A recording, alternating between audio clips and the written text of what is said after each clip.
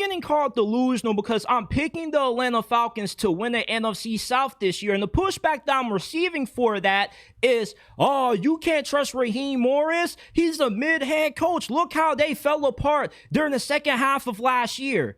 Okay, if you're telling me that I can't trust Raheem Morris due to Kirk Cousins throwing away the NFC South title to the Buccaneers, then you can't trust Todd Bowles to win this division again because he got swept by Raheem Morris last year. And the Buccaneers were the worst team in the NFL in one-possession games. They were 2-6 in one-score games. The Buccaneers can't be trusted just as much as how the Atlanta Falcons can't be trusted to win this division if we're going off coaches that can't be trusted.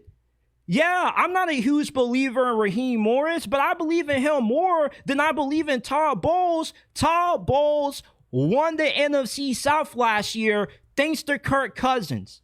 Let's acknowledge that. Let's be honest about it. If you watch Quarterback on Netflix, you would know that Kirk Cousins' selfishness, his unwillingness to do what was in the better interest of the Falcons by not trying to play through an injury that he had no business playing through because he was in fear of losing his job to Michael Penix, then you would know that the Falcons collapsed because Kirk Cousins made this team collapse with how he was incapable of playing good enough football due to the injury that he thought he could play through, which opened up the door for the Buccaneers to backdoor their way into winning the NFC South again.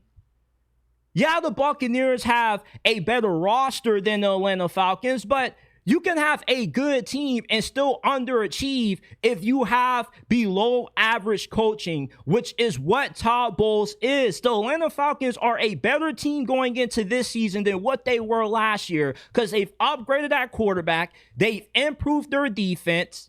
The Buccaneers, on the other hand, how many years have we seen the Buccaneers take advantage of a division that had not just mid-coaching, but teams that had weak rosters? Now the playing field has leveled. The Falcons are not too far off in talent from what the Buccaneers are. They have a talented enough team to take the NFC South title away from the Buccaneers. You could have made the argument that last year the Buccaneers had the better team than the Atlanta Falcons, and yet they lost to them twice. If you don't want the starting quarterback of your favorite team to play like Anthony Richardson, go ahead, hit that like button, subscribe to the channel, check us out, JT Sports, on all podcasting platforms. Give us a 5-star review on Apple and Spotify. Let's get back to the video. When you lose to a coach or you lose to the same team twice, it's a sign. It's a tell. And what is that tell? The tell is that Todd Bowles is not a good coach.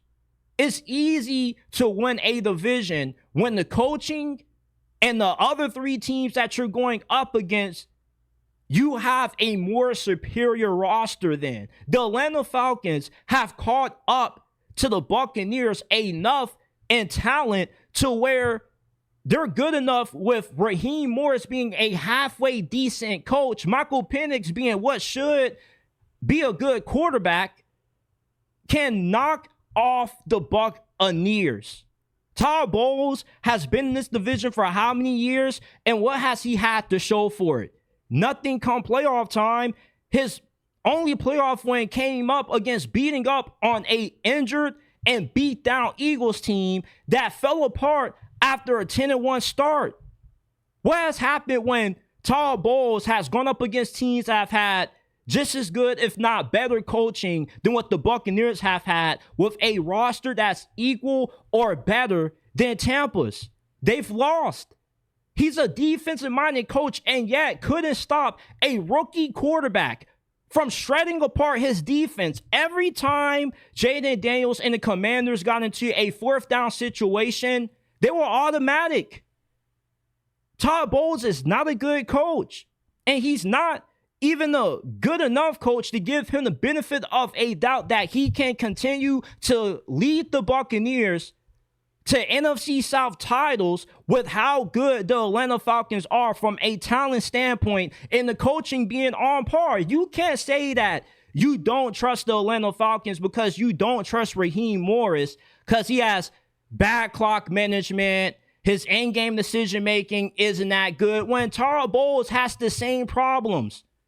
If you're telling me that you can't pick the Falcons to win the NFC South because of Raheem Morris, then you can't pick the Tampa Bay Buccaneers to win the NFC South with Todd Bowles because him and Raheem Morris are about the same coaches.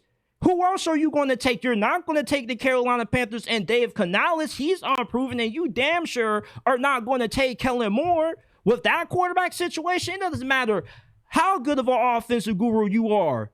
You need Jesus to come down and play quarterback for you if you're New Orleans, if you want a shot at being able to win the NFC South this year. You're not winning anything with Tyler Suck and Spencer Rattler. So if you can't pick Dave Canales in the Panthers or Kellen Moore in the Saints to win the NFC South, you're stuck picking between either a head coach that got swept by Raheem Morris last year, was 2-6 in one possession games, or you have to pick Raheem Morris, the same coach that you claim you can't trust, but yeah, you're picking the Buccaneers who have underachieved for the past 2 seasons with Super Bowl caliber rosters thanks to how incompetent that Todd Bowles has been.